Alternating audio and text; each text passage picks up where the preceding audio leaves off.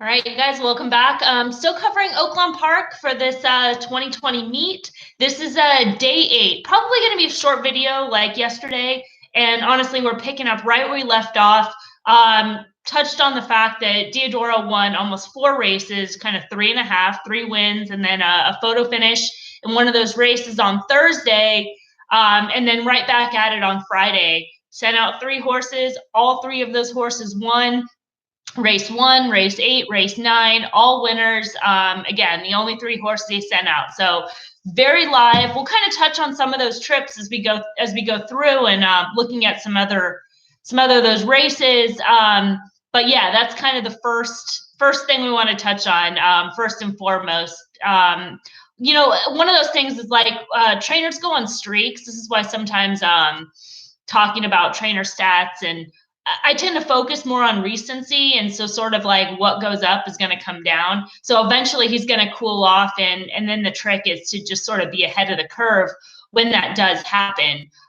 So yeah, the first race, pretty straightforward. Was able to win on the front end, which he's done with a lot of these horses.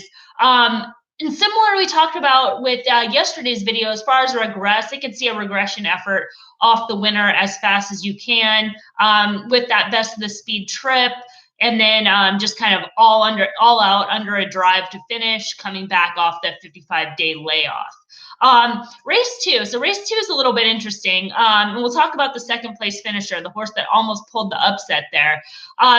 So this is the number 1, Lovely Lou. So she ended up finishing, she ended up finishing second.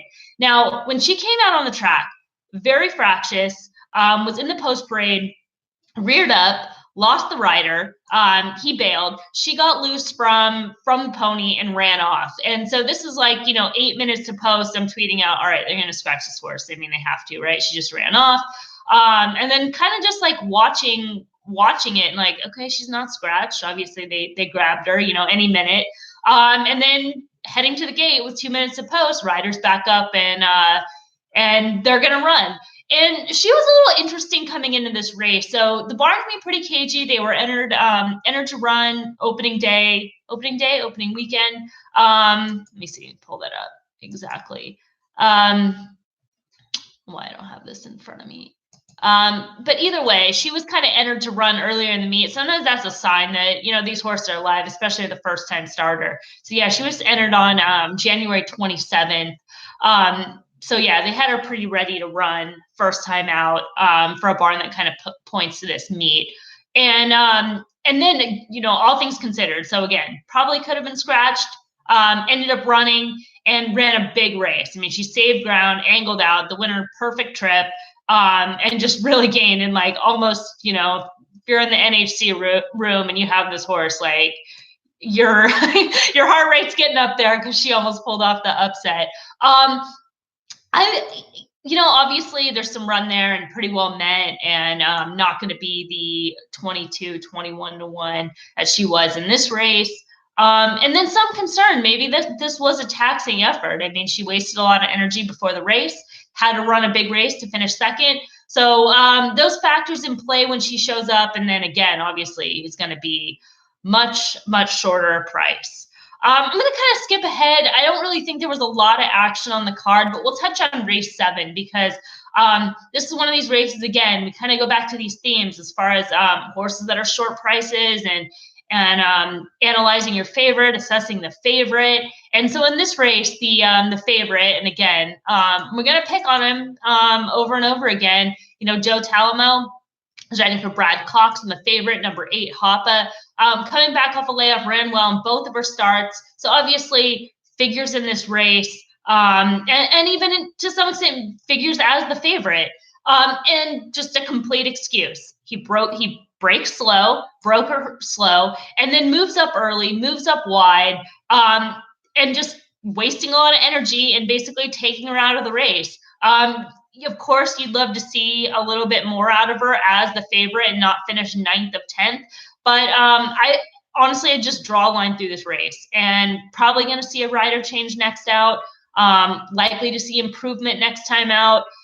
And I would not be surprised to see a lot of these horses with a rider change. I mean, it's been so dramatic how many of these horses that were very well meant that just did not win because they broke slow. And the winner of that race, Sarah C, she's able to kind of get the perfect tracking trip, sat in the pocket, sat inside, covered up, and then just under a strong finish. There's a blanket for the minors underneath her. But I want to kind of touch on her as maybe not as an individual, but the race that she comes out of. So she comes out of the Pippin Stakes on, so that was the second day of the meet. That was on Saturday. And this race so far, there's been 2 horses to run back, Sarah C and Special Relativity. Both of those horses have won. So this might be a race that is worth keeping an eye on because both those horses have run well out of it.